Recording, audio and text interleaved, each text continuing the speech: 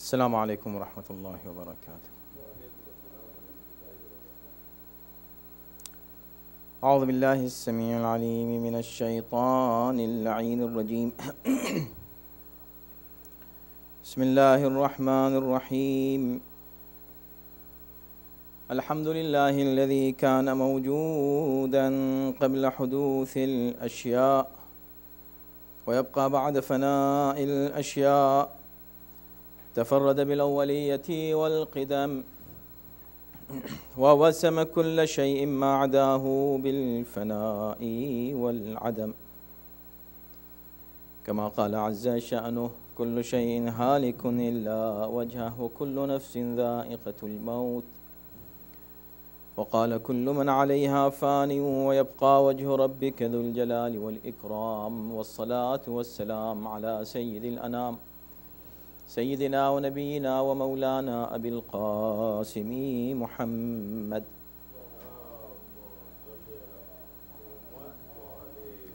وآله الطيبين الطاهرين المعصومين، ولعنة الله على أعدائهم أجمعين من الآن إلى يوم الدين. أما بعد، فقد قال الله في كتابه الكريم: بسم الله الرحمن الرحيم: الشيطان يعدكم الفقر ويأمركم بالفحشاء والله يعدكم مغفرة منه وفضلا والله واسع عليم. صلوات.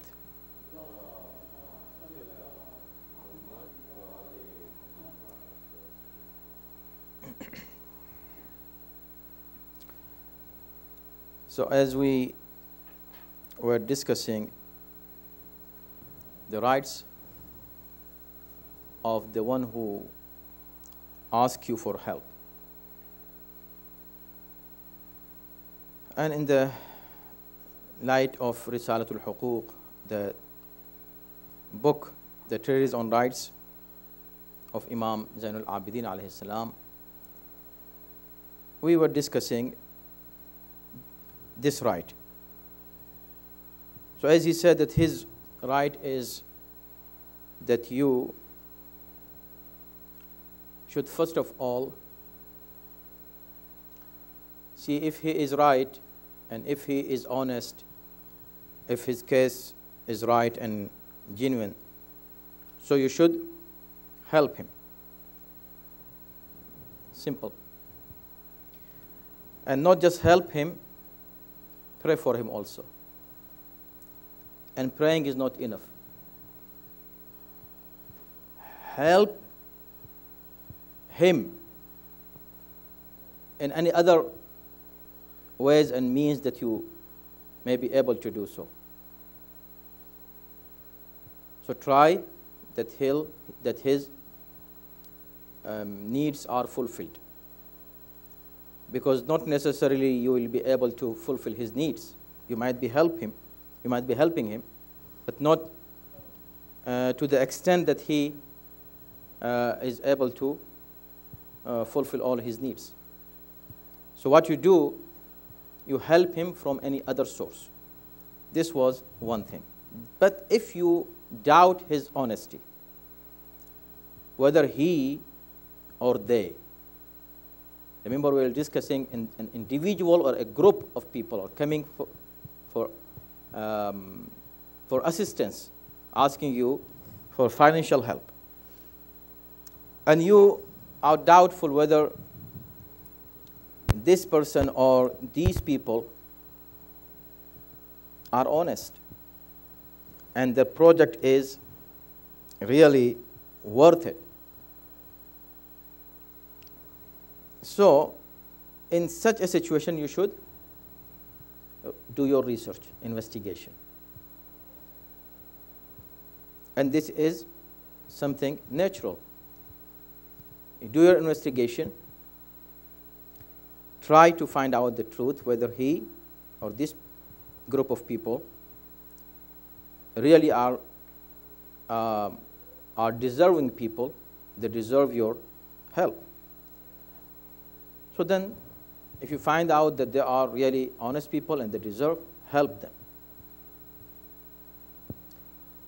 Now, it's still, if you remain in a state of doubt, what should you do? You could not find out whether they are right or wrong. If you find that no, this person is a wrong person, let's say he's a fraud, and this is his business, asking people for help with lying and deceiving, of course, you should not help him. But if you remain in doubt, you have no idea and you have no sources for investigation. So what you do? Here is the hardest situation you can be in such a situation where if somebody is asking you, you have no idea who is he. Then don't let him go back empty-handed, which means give him something as much as you can. Don't help him the way he wants, the amount he likes, but do it as much as you can. This is in a situation of doubt. If you don't have doubt, help him in, as much as you can. In help in the best way you can. But in the situation of doubt, do whatever you can do. Why? Because وَأَمَّا السَّائِلَ فَلَا تَنْهَرْ. This is what we discussed last week. The Quran says that any beggar, any petitioner, anybody who is asking, don't repulse him. Don't be mean with him. Even if you don't want to help him, be kind. For example, you say, I apologize, I'm not able to do it now. I have my own reasons, and I cannot help you. I'm sorry. Be nice. Here, Imam now giving a reason that why should I help in such a situation while there is a doubt. I'm doubtful. Some people say, I don't trust this guy. I'm not going to help him. So, Imam is giving the reason. Imam says the reason for that is that when you are in a state of doubt, in doubt always there are two sides. So once you are sure that he is genuine, he is not genuine. Everything is clear. So it's easy for you to make a decision. But this situation is a situation of doubt. I don't know whether this project, whether this person, whether this group, is he honest or not? So you are in a situation of doubt. In situation of doubt, both sides are possible. It is possible that he is genuine. It's possible he is not honest. So both are possible. So why you should lose the opportunity of having the thawab of helping someone that at least 50% could be right. And here then Imam refers to one very important issue that Quran has many times referred to, and especially in the issue of spending in the way of Allah. This is something very hard. When it comes to spend money in the way of Allah, it is really very hard. Not everybody can do it. It is easy to use your tongue. Just using your tongue. I'm a good mu'min, I'm a good believer, I love God, I'm good, So this is easy. Even sitting, reading long supplications, reading long ayat, using your tongue is easy. But when it comes to giving something in the way of Allah, helping other people, this is hard. Not everybody does it. Or people do it, but not the way they should. For example, if you see somebody is giving you $100, let's say the example is a center, a school. He is helping the school or a center with $100. So sometimes when this happens, that somebody is helping $100, you appreciate him. Everybody appreciates, mashallah, $100, it's very good. Other guy came and he also gave you $100. You say, what? $100? You giving us $100? Look to him. Why? What is the difference? Difference is not in the amount. Amount is the same. Difference in the ability of the giver. A person who can give $10,000, he is giving $100. Somebody who can give only $50, but he is giving $100. Amount is the same, but the capability of the person who is helping is different. Look. So here, it's very hard for people to spend and give according to their own ability. And Allah subhanahu wa ta'ala, so many ayat in the Quran, especially in Surah Baqarah and other ayat also. Long ayat in different ways, Allah encouraging people to spend. Give, give, give. But people and the nature of human being is what? Take, take, take. They ask Allah subhanahu wa ta'ala always, oh Allah, give me this. Everybody. Starting off from a very poor guy to the richest person. He is asking for more. Give me more, more, more. Because the desire for more has no end. Everybody knows that. Asking. Allah said, okay, if you're asking from me, I am asking you too to help poor people. So now, we ask God to help us. God is asking us to help others. How much we listen to God, then how much God should listen to us. That's why this is a cycle. This is a cycle. You give. Why? Because God is asking. God is asking. That's why, subhanallah, there are riwayat and even ayat in Quran. That when somebody gives, وَيَأْخُذُ الصَّدَقَاتِ, the sadaqah, the charity, Allah takes it in His hand first. When you give charity, this charity goes in the hand of God first, then in the hand of somebody else afterwards. So يَأْخُذُ الصَّدَقَاتِ, Allah takes the sadaqat, Allah takes the charity. The one who is taking the charity, you are asking him, oh God, give me more. He says, yes, I will give you more. But how about if I ask you to give other people? Share. Don't give what I gave you, the whole thing.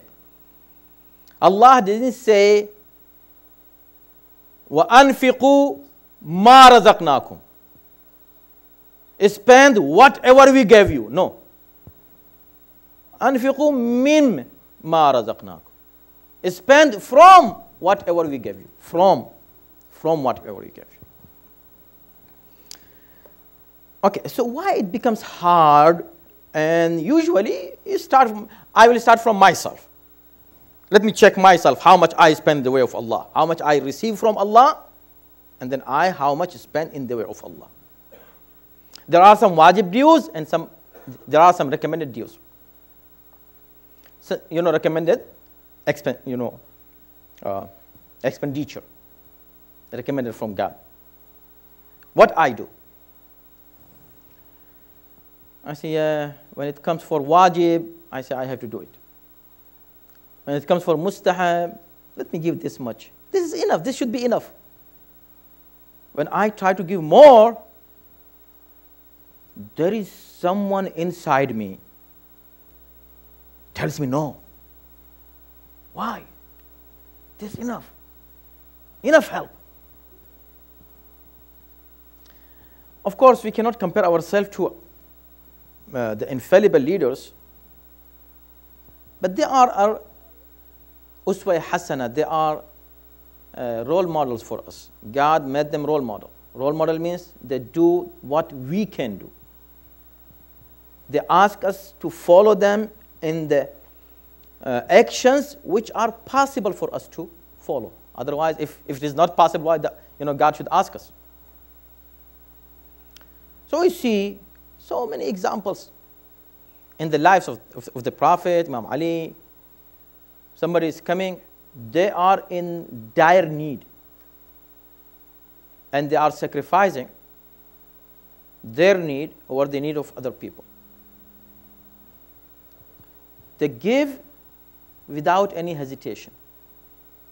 So many examples. I don't want to take much time because everyone now has many instances in his mind. Yes, Imam Ali. Yes, Ahlul Bayt. Yes, how they feed the needy. Yes, how they help the needy. Okay. So you see that they give anyone apparently more than his need, so that he gets satisfied. He gets content in one place. This is generosity, of course, their generosity.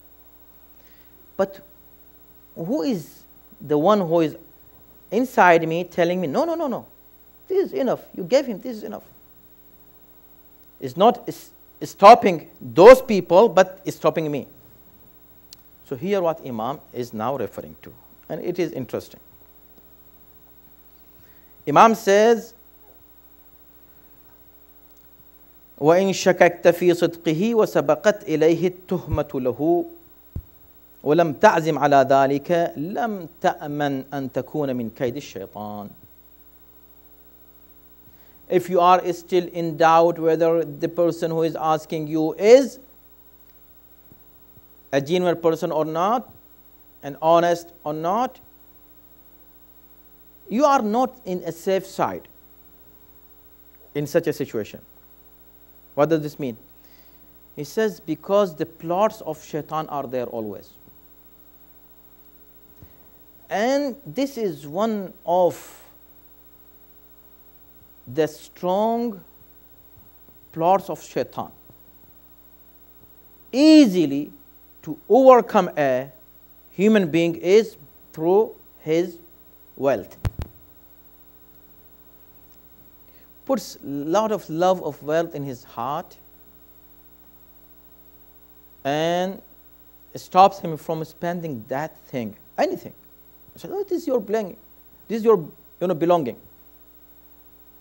See, when you move, if you have moving experience, so in such a situation you need to throw so many things. But when you start throwing even the things that really you don't need them, you didn't use them for 10 years, it's hard, very hard. You feel, oh really, should I throw it? No, this one, not this one, not this one, until you keep almost everything again in new house. Very little thing you throw. Why? Because there is something, a love that shaitan puts in our heart to our belongings. And this originally makes us fear death very much. Oh my God, I'm going to leave all these things. And he keeps so many fears. One of them is fear of being poor. So look, this is what Imam said. Let me read for you what Quran is saying about it. This is the ayah that I recited in the beginning of my khutbah. And this is really interesting. الشيطان يعدكم الفقر. Then Surah Al-Baqarah, ayat number 268. Before this, Quran is explaining the thawab and reward of spending in the way of Allah. When you spend your money, giving, helping, generosity. Then Quran says, look, you have a challenge. You have a challenge to open your pocket for a needy person. What is the challenge? Ash-shaytan. Shaitan is the challenge. He comes in the way and tries to convince you, don't spend this much money, this much. Whatever amount you give, Shaitan keeps in your mind, instead of you think, humbly you say, this is very little amount. Somebody came to Imam Hussein alayhi salam.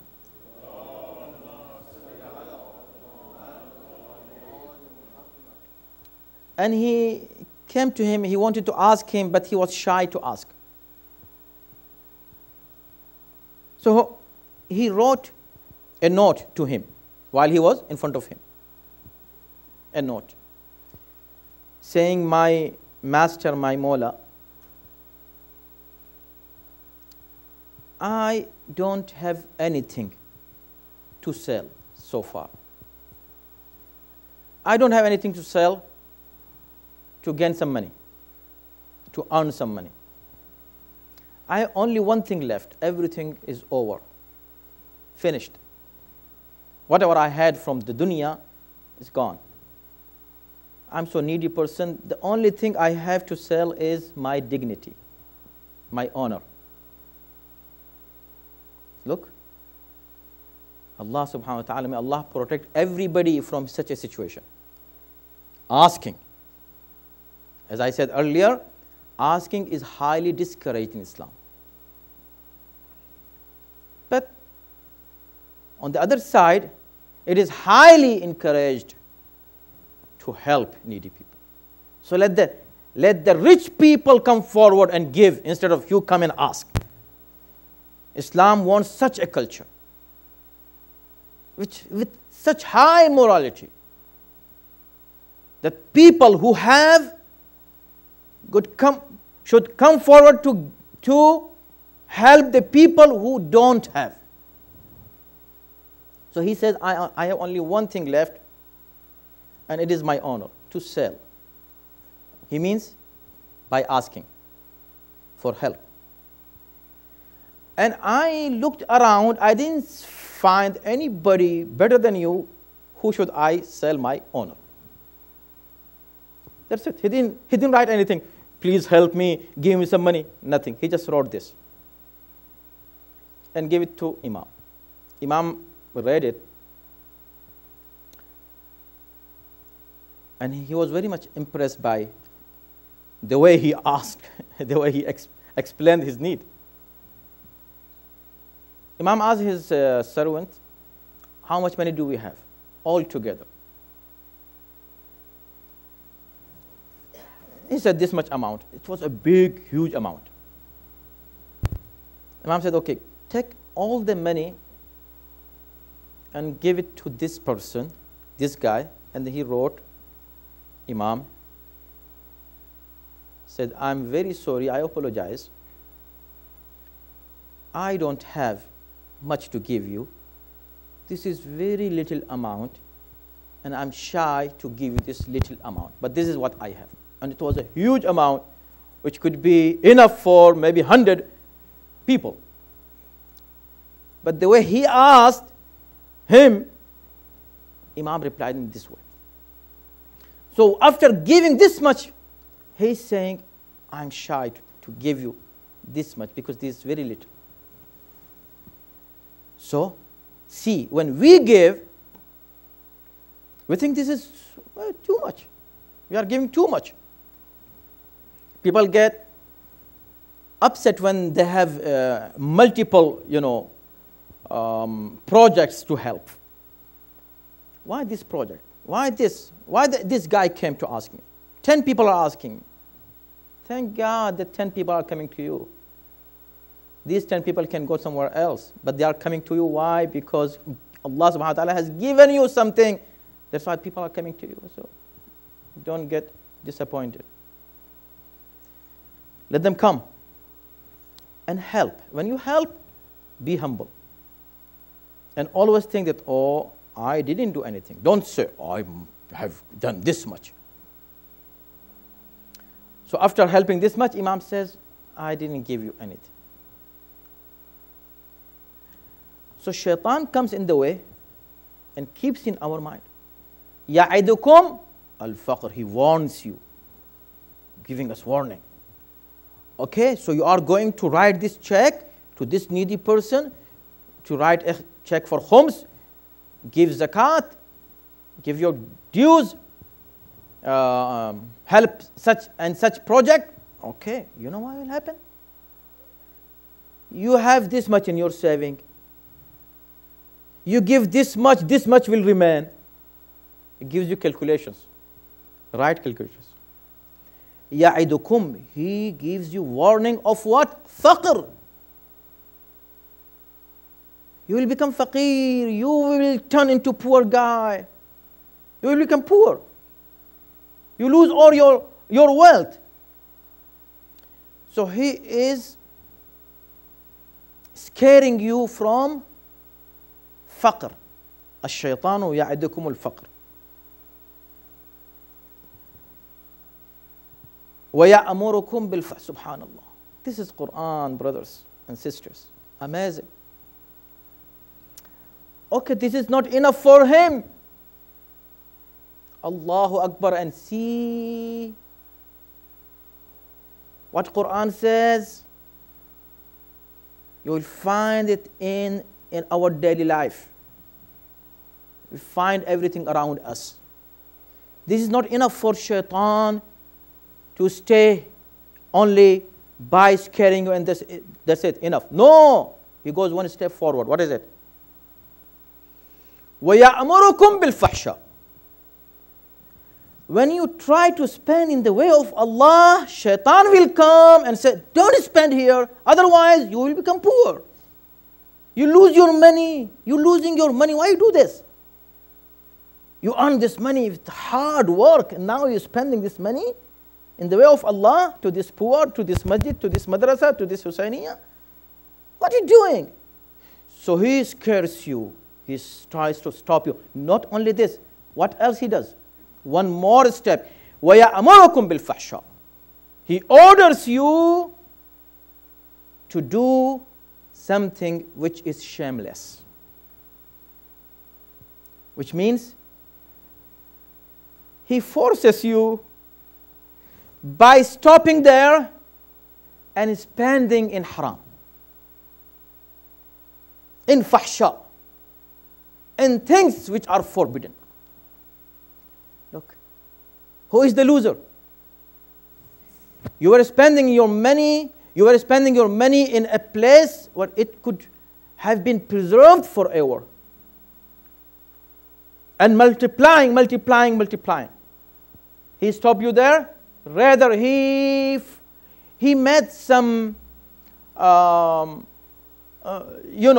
environment for you, circumstances he created such for you that you were forced to spend that money or even more than that money to something which was forbidden and haram. And this happens. Not spending in masjid, not spending in school, not spending in khums, which is wajib. Not spending in zakat. They're spending in haram gatherings. They are spending in extravagance. To conclude, the time almost is over. See the ayat and see the eloquence of Quran. So shaitan in one way stopping you, in the other way pushing you. Stopping you from spending in good way and pushing you to spend in evil way. This is what shaitan does, and we come in his plot and his trick. But Ya Allah, what should I do? Shaitan is doing it, not me. So stop. Shaitan is trying to deceive you. Why you come into his plots? Listen. Wallahu ya'idukum maghfiratan minhu wa fadla. Okay, this is what he is promising you. What he is warning you about, these two things. He is giving you these two. Allah also is giving you two. And he also has wa'da, ya'idukum. Shaitan ya'idukum, Allah ya'idukum. Shaitan has a wa'da and promise, Allah has a promise. Allah says, spend in the way of Allah. If you spend, I will forgive you. So he gives you wa'da, he gives you promise of forgiveness. Not just forgiveness, wa fadla. And he promises you that if you spend in his way, he is going to increase in your wealth. So there are two promises. One promise in a form of warning, if you spend here, you will get poor. I promise, you will get poor. You will see. And if you spend here, yeah, this is fun. Don't think that is haram. It's fun. Spend it. This is what Shaitan is saying it. On the other hand, Allah says, spend in my way. I gave you this money. I promise that I will forgive you. Then I promise that I will give you more. So now I say, Ya Allah, what I can do because Shaitan came and deceived me. I'm innocent. No, you are not innocent because you had two promises in front of you. Why you listen to Shaitan, you not listen to Allah? Why? It was your choice. So you are responsible. Don't blame Shaitan for that. Only one Shaitan coming to try to deceive you and make you go astray. One. And 124 prophets and those imams and those awliya and those ulama and those good people and your good parents, and all of them are giving you good advice. You don't want to listen. Just one Shaitan is giving you wrong advice. You say, Ya Allah, he gave me this. He deceived me. What excuses, subhanallah. So this is what Imam says, subhanallah, that even in a state of little doubt, keep yourself in a safe side. If somebody is coming to you, asking you for help. So, try to help him. And be aware of Shaitan who can stop you from doing good. May Allah subhanahu wa ta'ala protect us from temptations of Shaitan and give us tawfiq to listen to promises of Allah, not the promises of Shaitan. بحق محمد وآله الطيبين الطاهرين بسم الله الرحمن الرحيم والعصر إن الإنسان لفي خسر إلا الذين آمنوا وعملوا الصالحات وتواصوا بالحق وتواصوا بالصبر